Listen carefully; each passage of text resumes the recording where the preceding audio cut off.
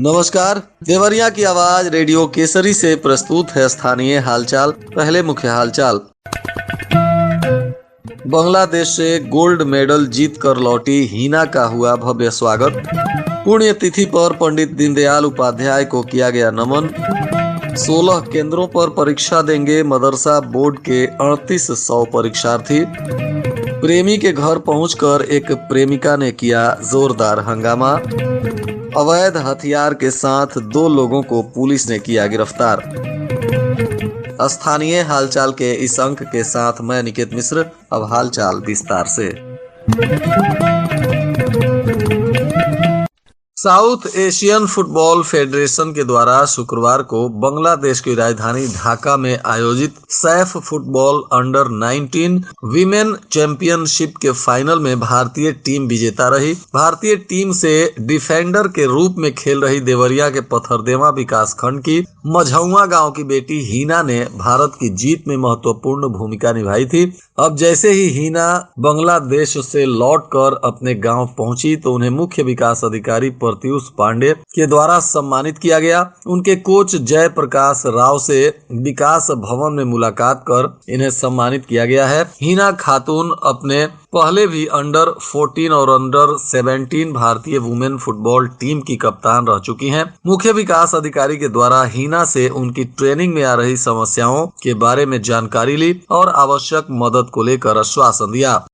भाजपा कार्यकर्ताओं ने पंडित दीनदयाल उपाध्याय की पुण्यतिथि पर न्यू कॉलोनी स्थित उनकी प्रतिमा पर माल्यार्पण कर उन्हें नमन किया। इस दौरान भाजपा नेता सीपी सिंह सेंथवार ने कहा कि पंडित दीनदयाल उपाध्याय ने भारतीय संस्कृति और विरासत को केंद्र में रखकर देश को आगे ले जाने का रास्ता दिखाया है। उनके दिखाए गए रास्ते विकसित भारत के निर्माण में भी प्रेरणा स्रोत बन रहे हैं। उन्होंने कहा कि अत्यंत सरल सहज जीवन शैली और भारतीय संस्कृति के प्रवाह को अभिसिंचित करने वाले दीनदयाल जी का जीवन भाजपा के कोटिशह कार्यकर्ताओं के लिए प्रेरणा है।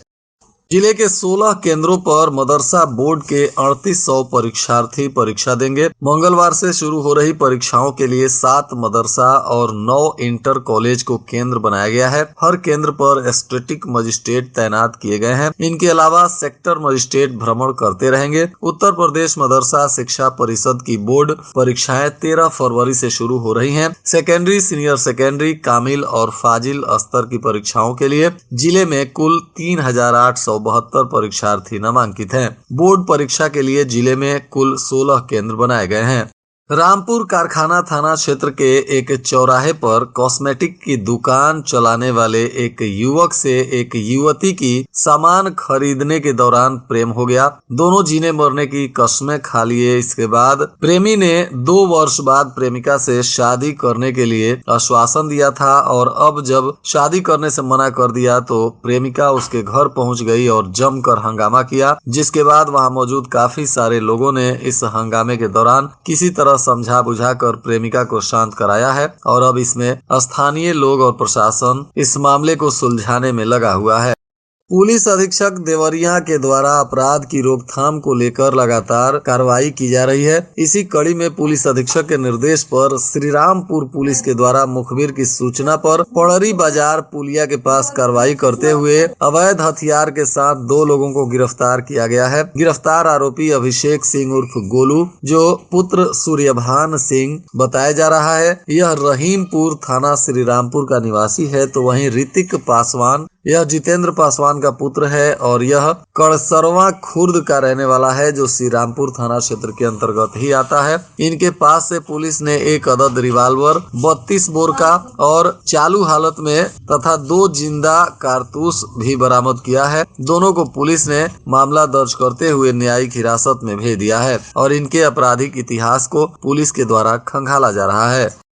वहीं देवरिया महोत्सव में महिला सहायता संघ की सदस्यों ने लघु नाटक के माध्यम से मतदान करने का संदेश दिया। निष्पक्ष निर्भय होकर मतदान करने और उपयुक्त प्रत्याशी के चयन को लेकर वहां मौजूद दर्शकों को प्रेरित किया गया। इस अवसर पर आकांक्षा समिति की अध्यक्षा भावना सिंह ने लोकतंत्र के महापर्व और लोकतांत्रिक मूल्यों पर विस्तार पूर्वक प्रकाश डाला। उन्होंने कहा कि प्रजातंत्र एक ऐसे शासन का माध्यम है या शासन का रूप है जिसमें सरकार का चयन आम जनता करती है, इसलिए यह सरकार जनता के द्वारा जनता की और जनता के लिए ही होती है। मतदान के माध्यम से हम अपनी मनपसंद सरकार का चयन करते हैं। मतदान एक बहुत ही महत्वपूर्ण और शक्तिशाली आधार है।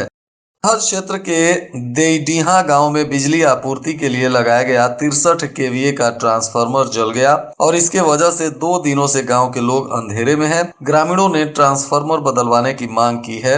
बताया जा रहा है कि इसके वजह से गांव के करीब 200 घरों में 1500 लोग निवास करते हैं और बिजली की आपूर्ति से सभी लोग प्रभावित हैं। बघौच घाट थाना क्षेत्र के मुरार छापर गांव स्थित पंचायत भवन का चोरों ने ताला तोड़कर लाखों रुपए के सामान चुरा लिए हैं। पंचायत भवन पर पहुंचे वहां की प्रतिनिधि और जनता ने स्थिति को देखकर पुलिस को इसकी जानकारी दी। पुलिस मौके पर पहुंचकर मामले की तफ्तीश कर रही है।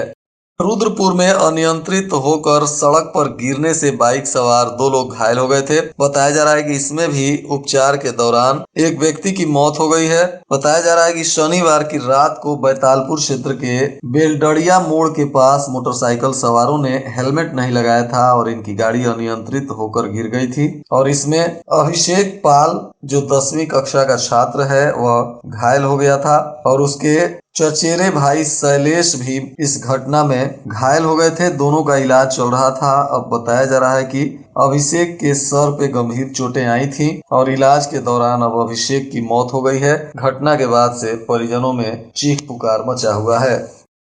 पैकौली में पान की दुकान की खरीदारी कर घर लौटते समय एक व्यक्ति की सड़क हादसे में स्थिति गंभीर हो गई थी, जिसके बाद डॉक्टरों ने गोरखपुर भेज दिया था। बताया जा रहा है कि अब गोरखपुर में इलाज के दौरान इनकी मौत हो गई। घटना के बाद मृतक के परिजनों में चीख पुकार मच गया। मृतक सुरौली थाना क्षेत्र के भेड़ा पाकर कला निवासी राजेंद्र चौरसिया बताए जा रहे हैं। देवरिया शहर में हाल ही के दिनों में 7 प्रमुख स्थलों पर पुलिस विभाग की तरफ से लगाए गए सीसीटीवी कैमरे को लेकर अब बताया जा रहा है कि मुख्यालय पर ट्रैफिक सिग्नल नहीं लग पाए हैं क्योंकि उनके अनुरूप यहां की प्रमुख सड़कें और चौराहे नहीं बनी है। इस वजह से देवरिया शहर में हर दिन लोगों को बार बार जाम से जूझना पड़ता है। जाम से नियंत्रण के लिए तथा अन्य अपराधियों पर नियंत्रण करने के लिए सीसीटीवी कैमरा लगाया गया है ताकि पुलिस इसके माध्यम से निगरानी कर सके और कहीं भी जाम की स्थिति दिखाई दे तो वहां तुरंत पुलिस एक्शन मोड में आकर जाम को कंट्रोल कराएगी। लोगों को अब इन सीसीटीवी कैमरों के माध्यम से पुलिस के द्वारा निगरानी करने से सहूलियत मिल सकती है। बनकटा थाना क्षेत्र के ग्राम डुंगरी सराय गांव की सुमन देवी ने पति, सास और ननद पर दहेज के लिए उत्पीड़ित करने का केस दर्ज कराया है। पुलिस मामले की तफ्तीश में जुटी हुई है। पीड़ित महिला ने अपने पति सोनू कुशवाहा, सास कुमारी देवी और ननद मीरा पर आरोप लगाते हुए पुलिस से न्याय की गुहार लगाई है।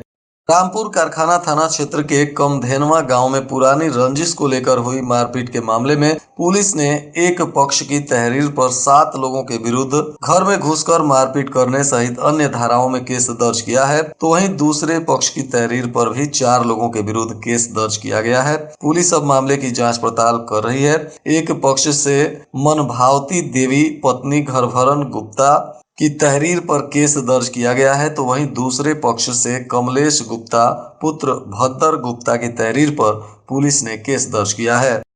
देवरिया कसिया मार्ग पर हुए एक सड़क हादसे में एक व्यक्ति की मौत हो गई है। बताया जा रहा है कि मृतक कोतवाली थाना क्षेत्र के रजला कुर्मी टोला गांव का रहने वाला राकेश निषाद है, जो मोटरसाइकिल से जा रहा था तभी सड़क हादसा हो गया जिसमें इसकी मौत हो गई है। घटना के बाद परिजनों का रो रो कर बुरा हाल है। पुलिस ने शव का पोस्टमार्टम कराने के बाद परिजनों को सौंप दिया है और मामले की जाँच पड़ताल कर रही है।